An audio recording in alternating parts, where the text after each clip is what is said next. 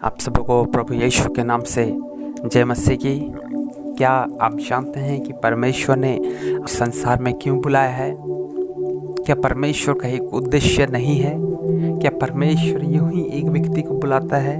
जी हाँ, परमेश्वर का एक उद्देश्य है। अब परमेश्वर उस व्यक्ति के जीवन में कुछ करना चाहता है जिसे उसने बुलाया है।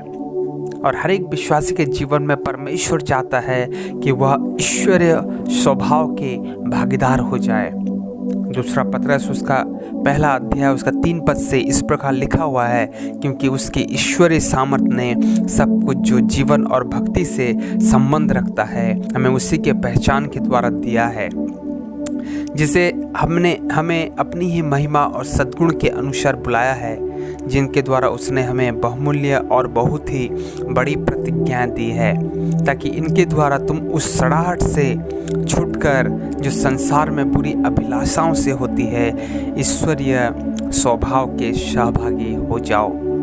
मेरे प्रिय भाई और बहनों, परमेश्वर ने हम सबों को इस संसार में इसलिए बुलाया है ताकि हम उस ईश्वरीय स्वभाव के सहभागी हो जाएं।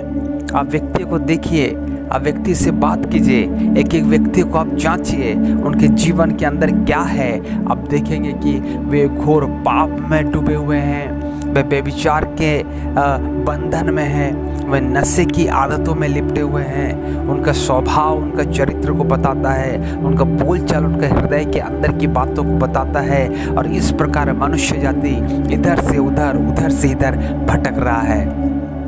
लेकिन इस प्रकार एक व्यक्ति को प्रभु यीशु मसीह चुनता है और उसे परिवर्तन करने के लिए उसके पीछे एक बहुत बड़ा कार्य करता है। परमेश्वर का ये लक्ष्य है, यीशु मसीह का लक्ष्य है कि वह एक व्यक्ति को ईश्वरीय स्वभाव के सहभागी के अनुसार बना दे, ईश्वरीय स्वभाव में उसे लेकर चले आए। जैसा परमेश्वर चाहता है वैसा एक व्यक्ति हो जाए, जैसा परमेश्वर बोलता है वैसा एक व्यक्ति बोले, जैसा परमेश्वर सोचता है वैसा एक व्यक्ति सोचे। यही परमेश्वर हमसे चाहता है। अब पौलुस भी इसी ईश्वरीय स्वभाव के सहभागी होने के लिए वो भी बहुत प्रयत्न करता है। यहाँ तक कि उसने वचन में इस प्रकार कहा कि मैं यीशु मसीह की मृत्यु तक को अनुभव करना चाहता हूँ, मैं उसके पुनरुत्थान को अनुभव करना चाहता हूँ। क्या ही बड़ी बात है कि पौलुस भी यीशु मसीह के समान बनना चाहता था।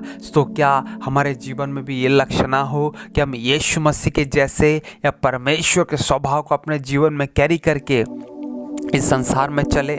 जी हाँ मेरे प्रियो, हमारा यही लक्ष्य होना चाहिए कि परमेश्वर का स्वभाव हमारे स्वभाव के द्वारा इस संसार में झलके। परमेश्वर का स्वभाव हमारे जीवन में झलकना चाहिए। परमेश्वर का स्वभाव हमारे बोलचाल से लोगों तक पहुंचना चाहिए। यदि इस प्रकार का जीवन हम इस संसार में जीते हैं तो परमेश्वर से प्रसन्न होता है। परमेश्वर बहुतों से प्रसन्न ना हुआ जिन्होंने अविश्वास किए, परमेश्वर बहुतों से प्रसन्न ना हुआ जो परमेश्वर को पीछे छोड़ दिए। परमेश्वर उन सारे अधर्मियों और पापियों और बुरे कार्य करने वालों से घृणा करता है, लेकिन परमेश्वर उसी व्यक्ति को चुन लेता है ताकि उसके जीवन में उसके ईश्वरीय स्वभाव को प्रकट करे।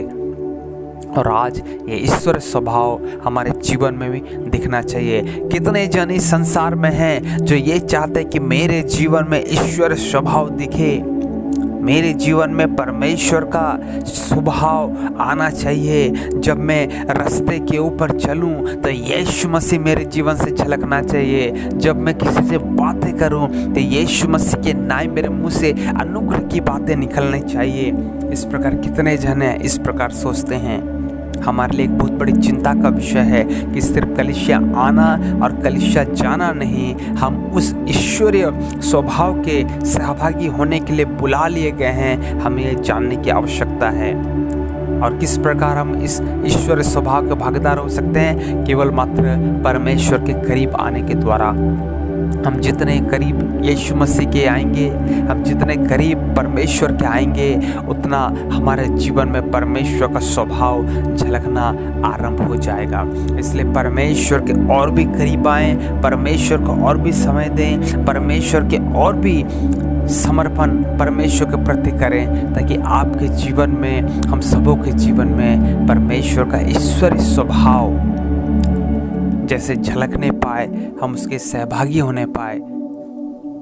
यही हमारी प्रार्थना और दुआ है। परमेश्वर हम सबको बहुत आशीष करे। God bless you all.